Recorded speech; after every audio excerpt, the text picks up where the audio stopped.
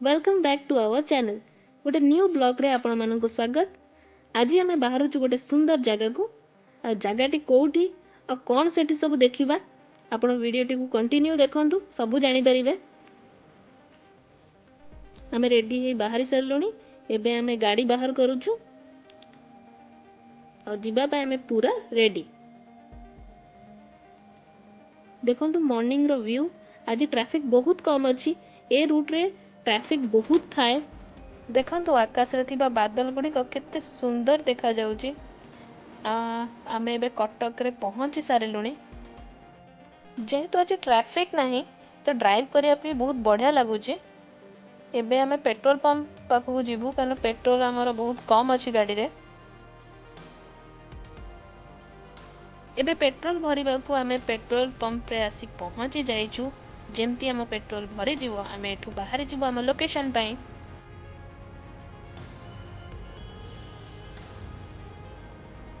Finally suspense सरिला और आमे आसी पहुंची सारिछु ओडिसार प्रसिद्ध शिव मंदिर धबळेश्वर।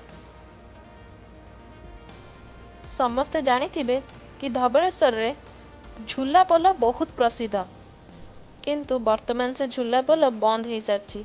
एही पोल पर मंदिर स्पष्ट देखा गलानी। आमे मंदिर ऑलरेडी पहुंची सारिलुनी। एबे आमे मंदिर भितर को जाउछु, किंतु मु केबे मंदिर रो आगरु आसीनी।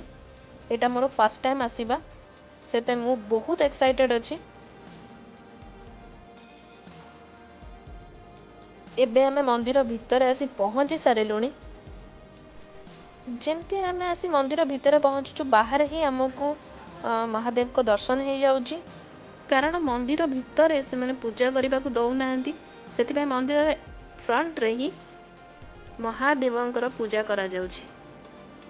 आमे भी एठी ही पूजा करिथिलु।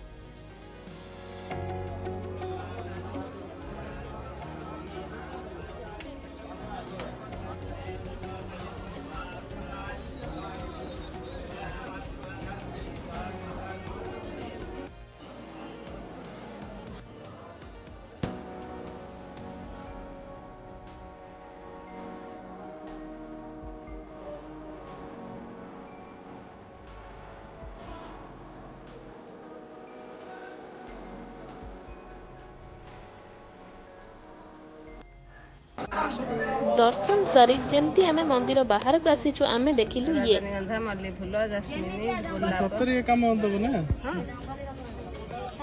एगुडा भी केते एटा पचा माने जंगली रसुन तो जंगली रसुण जंगली जिनिस ये सब जंगली नेटा चेरमुली रे तेलटा रंधा सेटा हयडा बाहाडा नेगिरी फळ सब दंत मंजन देखो पर सब प्रकार यात्रा अछि देखि चंदन दांत रजनीगंधा मंजन कौन केन देख अग्नि मुख चूर्ण।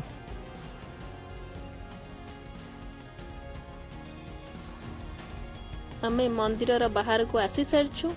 आउ ये ब्लॉग टी को एठी आमे एंड करूछु। आई होप वीडियोटी आपन को भल लागि थिबो। जदि आपन को वीडियोटी भल लागि छि आपन लाइक करंतु, शेयर करंतु, कमेंट्स दियंतु। एबे आमे नुआ नुआ ब्लॉग करिबा आरंभ करिछु।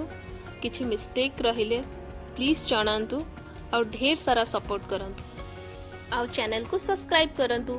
Thank you.